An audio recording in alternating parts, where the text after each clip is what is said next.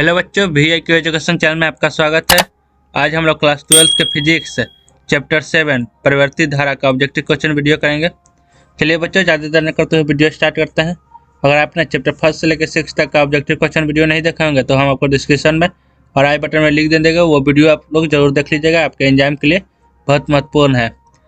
चलिए बच्चों, ज़्यादा देर न करते हुए वीडियो स्टार्ट करते हैं। अगर आप इस चैनल पर नए होंगे तो इस चैनल को लाइक और सब्सक्राइब जरूर कीजिएगा। नोटिफिकेशन बेल भी बजा दीजिएगा ताकि हम जो भी वीडियो बनाए वो आपके मोबाइल पर नोटिफिकेशन जरूर जाए। चलिए बच्चों, पहला प्रश्न बोल रहा है, एक ऊंचाई ट्रांसफॉर्मर एक ऊंचाई ट्रांसफॉर्मर की द्वितीय कुंडली में धारा का मान प्राथमिक कुंडली की तुलना में होता है। प्राथमिक कुंडली की तुलना में क्या होता है? बराबर होता है, कम होता है, या फिर अधिक होता है, या फिर इनमें से कोई नहीं। इसका सही आंसर हो जाएगा बच्चों ऑप्शन नंबर बी, कम होता है। क्या होता है? कम होता है, यानी कि ऑप्शन नंबर बी बिल्कुल राइट आंसर हो जाएगा बच्चों पहला का। दूसरा नंबर प्रश्न बोल रहा है, केवल धारिता युक्त परिवर्ती धारा परिपथ में धारा एवं वोल्टता के बीच कलांतर होता है। यानी कि केवल धारिता युक्त परिवर्ती धारा परिपथ में धारा एवं वोल्टता के बीच कलांतर होता है। 0 डिग्री, 90 डिग्री, 180 डिग्री के, या फिर 45 डिग्री के। इसका सही आंसर हो जाएगा बच्चों ऑप्शन नंबर बी, 90 डिग्री का। कितना का कलांतर होता है? तो 90 डिग्री का, यानी कि ऑप्शन नंबर बी बिल्कुल राइट आंसर हो जाएगा बच्चों दूसरा का। तीसरा नंबर प्रश्न बोल रहा है, ट्रांसफार्मर में विद्युत ऊर्जा का ऊष्मा का रूपांतरण को कहा जाता है। ट्रांसफार्मर में विद्युत ऊर्जा का ऊष्मा का रूपांतरण को कहा जाता है। क्या कहा जाता है? ताम्र क्षय, लौह क्षय, या फिर शैथिलय क्षय, या फिर इनमें से कोई नहीं। इसका सही आंसर हो जाएगा बच्चों ऑप्शन नंबर ए, ताम्र क्षय। क्या कहलाता है? तो ताम्र क्षय कहलाता है, यानी कि तीसरा का ऑप्शन नंबर ए बिल्कुल राइट आंसर हो जाएगा बच्चों। चौथा नंबर प्रश्न बोल रहा है, प्रतिबाधा का मात्रक होता है। प्रतिबाधा का मात्रक होता है, क्या होता है? हेनरी, ओम, टेस्ला, या फिर इनमें से कोई नहीं। इसका सही आंसर हो जाएगा बच्चों ऑप्शन नंबर बी, ओम होता है। यानी कि प्रतिबाधा का मात्रक होता है ओम, यानी कि ऑप्शन नंबर बी बिल्कुल राइट आंसर हो जाएगा बच्चों। प्रतिरोधक और प्रतिबाधा दोनों सेम ही है। पांचवा नंबर प्रश्न बोल रहा है, हेनरी का मात्रक होता है। हेनरी का मात्रक होता है, यानी हेनरी का मात्रक क्या होता है? प्रतिघात, या फिर प्रेकत्व, या फिर प्रतिरोध, या फिर कोई नहीं। तो इसका सही आंसर हो जाएगा बच्चों ऑप्शन नंबर बी, प्रेकत्व। यानी कि हेनरी मात्रक होता है किसका? प्रेकत्व का, यानी कि ऑप्शन नंबर बी बिल्कुल राइट आंसर हो जाएगा बच्चों पांचवा का। छठा नंबर प्रश्न बोल रहा है, गैल्वेनोमीटर को वोल्ट मीटर बनाने में जरूरत है। गैल्वेनोमीटर को वोल्ट मीटर बनाने में जरूरत है उच्च प्रतिरोध का, या फिर निम्न प्रतिरोध का, या फिर संधारित्र का, या फिर प्रेरण कुंडली का। इसका सही आंसर हो जाएगा बच्चों ऑप्शन नंबर बी, निम्न प्रतिरोध का।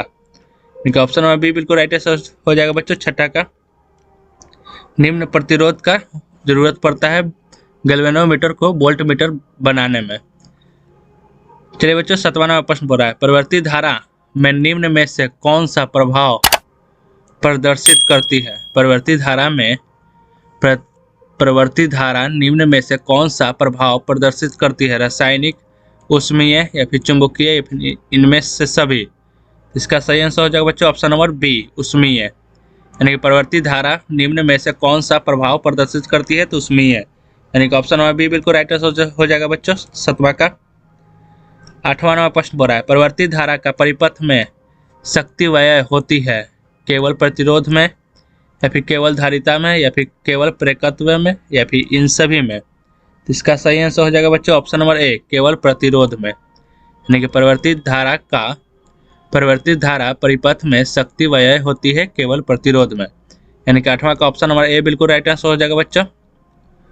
नौवां नंबर प्रश्न बोल रहा है, परिवर्तित धारा परिपथ में अनुनाद की अवस्था में धारा और विद्युत वाहक बल के बीच कालांतर होता है। π/2, या फिर π/4, या फिर पाई, या फिर शून्य। तो इसका सही आंसर हो जाएगा बच्चों ऑप्शन नंबर डी, शून्य होता है।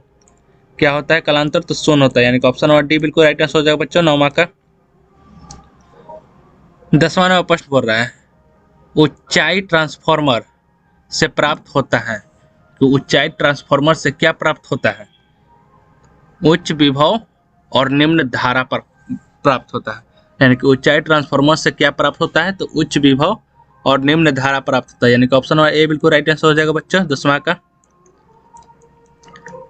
11वां नंबर प्रश्न बोल रहा है बच्चों, प्रतिघात रिएक्टेंस का मात्रक होता है। प्रतिघात रिएक्टेंस का मात्रक होता है, क्या होता है? ओम या फिर मोहो या फिर फराडे या फिर एम्पियर। तो इसका सही आंसर हो जाएगा बच्चों ऑप्शन नंबर ए ओम, यानी कि प्रतिघात रिएक्टेंस का मात्रक होता है क्या? ओम, यानी कि ऑप्शन नंबर ए बिल्कुल राइट आंसर हो जाएगा बच्चों 11 का।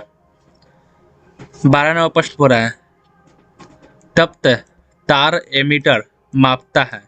तप्त तार एमीटर मापता है परिवर्तित धारा का उच्चतम मान या फिर औसत मान या फिर मूल औसत वर्ग मान या फिर इनमें से कोई नहीं। तो इसका सही आंसर हो जाएगा बच्चों ऑप्शन नंबर सी मूल औसत वर्ग मान, यानी कि तप्त तार एमीटर मापता है परिवर्तित धारा का मूल औसत वर्ग मान, यानी कि ऑप्शन नंबर सी बिल्कुल राइट आंसर हो जाएगा बच्चों 12 का। 13 नंबर प्रश्न पढ़ रहा है, यांत्रिक ऊर्जा को विद्युत ऊर्जा में बदलने वाला यंत्र कहलाता है।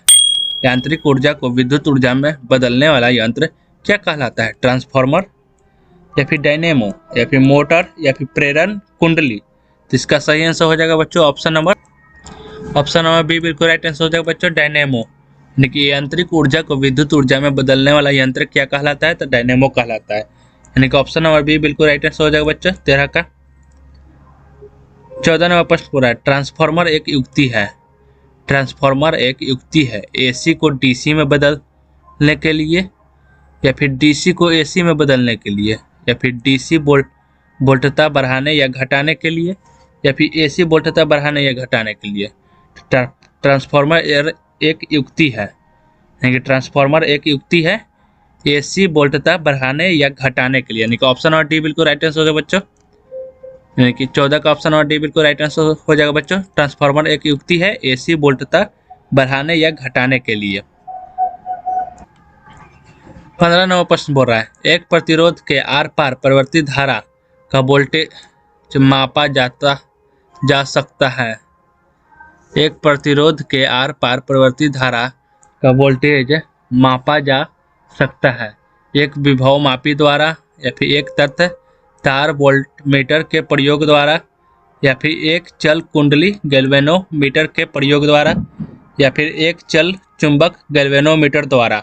इसका सही आंसर हो जाएगा बच्चों ऑप्शन नंबर बी एक तत्व तार वोल्टमीटर के प्रयोग द्वारा, यानी कि एक प्रतिरोध के आर पार परिवर्तित धारा का वोल्टेज मापा जा सकता है एक तत्व तार वोल्टमीटर के प्रयोग द्वारा, यानी कि ऑप्शन नंबर बी बिल्कुल राइट आंसर हो जाएगा बच्चों 15 का। 16 नंबर प्रश्न बोल रहा है बच्चों, अपचाई ट्रांसफार्मर में कौन सी राशि घटती है?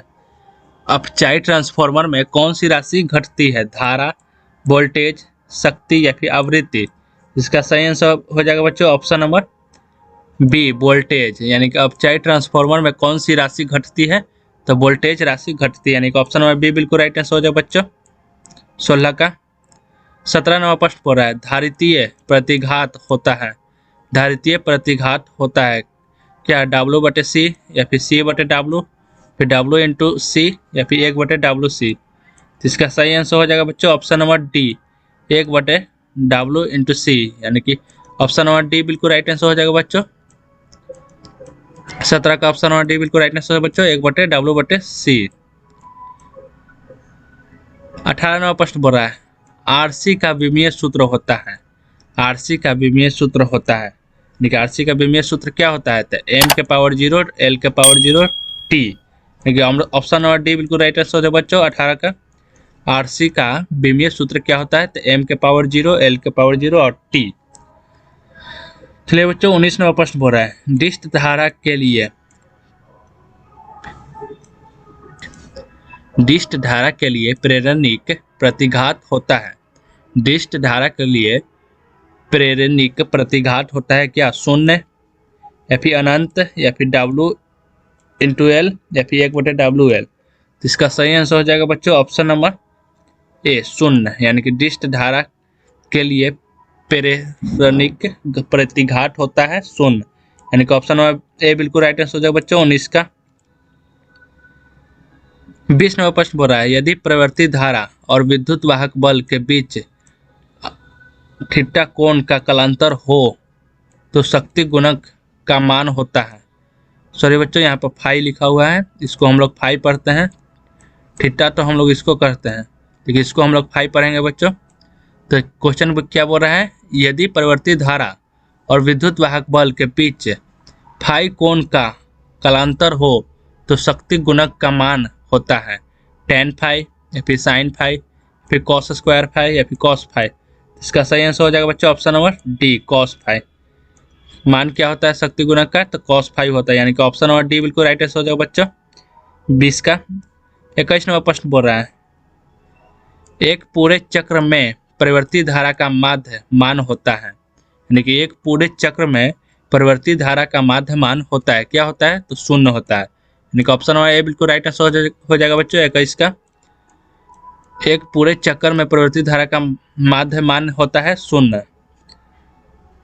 22 नंबर प्रश्न बोल रहा है बच्चों, 1/L/W की इकाई है, 1/L/W की इकाई है, इकाई क्या है, R की इकाई या फिर L/L/W की इकाई या फिर दोनों की इकाई या फिर किसी की नहीं। इसका सही आंसर हो जाएगा बच्चों ऑप्शन नंबर डी, किसी की नहीं है, यानी कि 1/L/W की इकाई या किसी की इकाई नहीं है, यानी कि ऑप्शन नंबर डी बिल्कुल राइट आंसर हो जाएगा बच्चों 22 का।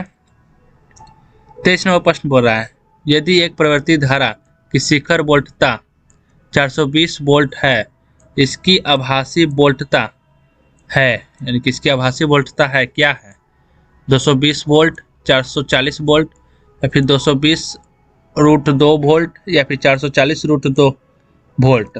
अगर आपको इसका आंसर पता है तो आप कमेंट में जरूर बताइएगा बच्चों। इसका आंसर हो जाएगा ऑप्शन नंबर सी 220√2 वोल्ट, यानी कि ऑप्शन नंबर सी बिल्कुल राइट आंसर हो जाएगा बच्चों 23 का। 24 नंबर प्रश्न बोल रहा है, आभासी धारा होती है, आभासी धारा होती है क्या होती है, √2 गुने शिखर धारा या फिर शिखर धारा बटे 2 या फिर शिखर धारा बटे √2 या फिर औसत धारा बटे √2। तो इसका सही आंसर हो जाएगा बच्चों ऑप्शन नंबर सी शिखर धारा बटे √2, यानी कि आभासी धारा होती है शिखर धारा बटे √2, यानी कि ऑप्शन नंबर सी बिल्कुल राइट आंसर हो जाएगा बच्चों 24 का। 25 नंबर प्रश्न बोल रहा है, परिवर्ती धारा के मूल माध्य वर्ग मान और इसके शिखर मान का अनुपात होता है, परिवर्ती धारा के मूल माध्य वर्ग मान और इसके शिखर मान का अनुपात होता है, क्या होता है, √2 या फिर 1/√2 या फिर 1/2 फिर 2√2। तो इसका सही आंसर हो जाएगा बच्चों ऑप्शन नंबर बी 1/√2। देखिए क्या मान होता है, तो 1 अनुपात शिखर मान का अनुपात होता है, तो 1/√2, यानी कि ऑप्शन नंबर बी बिल्कुल राइट आंसर हो जाएगा बच्चों 25 का। चलिए बच्चों आपका प्रश्न यहाँ पर समाप्त होता है। अगर आप इस चैनल पर नए हो तो इस चैनल को लाइक और सब्सक्राइब जरूर कीजिएगा, नोटिफिकेशन बेल भी बजा दीजिएगा ताकि हम जो भी वीडियो बनाए वो आपके मोबाइल पर नोटिफिकेशन जरूर जाए।